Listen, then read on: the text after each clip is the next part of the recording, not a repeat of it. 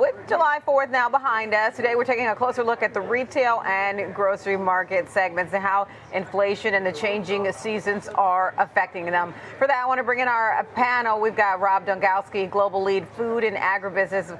Kearney, correct me on this, Rob. Keep me honest, guys. And Chris Graja, CFA, Senior Securities Analyst, Argus Research. Both of you guys keep me honest. Sorry, it's the end of the week. I haven't had coffee today. I'm blaming it all on that. All right, let's start with you, Chris. You're already looking ahead to back-to-school shopping season. I feel like this happens every year. Each season seems to come earlier and earlier. What are you expecting to see? Yeah, you're right. It does come earlier and earlier. Usually the rule of thumb was as soon as July 4th is over, they start rolling this stuff in. Target had back to school stuff in a week or so ago. And, with the big macro question being, what's the state of the U.S. consumer? Are they slowing down a little bit? We got good news today with the jobs report that payrolls are still growing at just a little over 200,000. I think what we'll see in the next couple of weeks is whether parents who now have a really good reason to open their wallets, kind of no excuses on no appointment shopping. We'll see if they open their wallets for about the best reason possible, which is their kids' education. And back to school tends to have a pretty high correlation with the holiday season. So, over the next couple of weeks, we should get a clue into to what the rest of the year and the important holiday season are going to look like. And I think as long as employment stays pretty strong, we'll be in good shape.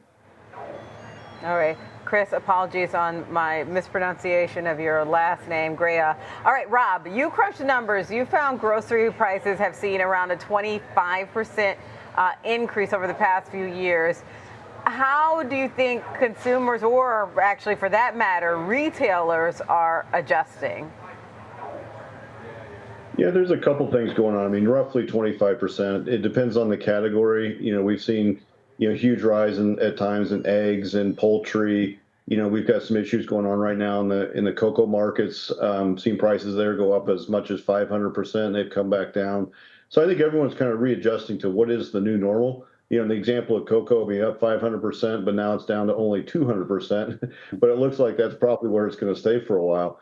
So what a lot of food manufacturers and what we're advising to do is to really look at their product design and find things that are valuable. And if you're in a product design that one of your ingredients is prone to high volatility, then what's your substitutes? What can you do to work around it?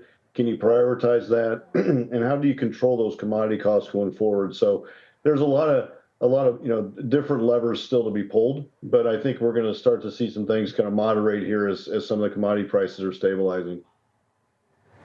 Okay. And then Chris, when you think about your scorecards, I know that you all always do this kind of thing for different industries, and let's think about retail scorecards.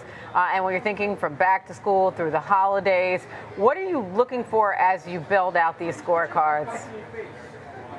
I mean, I think one of them is value, the ability to deliver value to cash-strapped customers. I mean, I totally agree with the inflation thesis.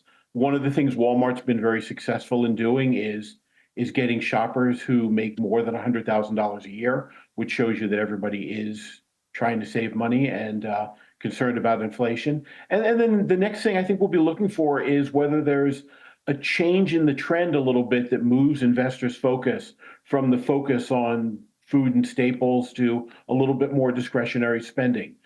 So we'll look for the retail sales numbers, and then we'll see the conference calls in August, and hopefully start to see that people are spending a little bit more broadly across the big box stores rather than just in the grocery departments.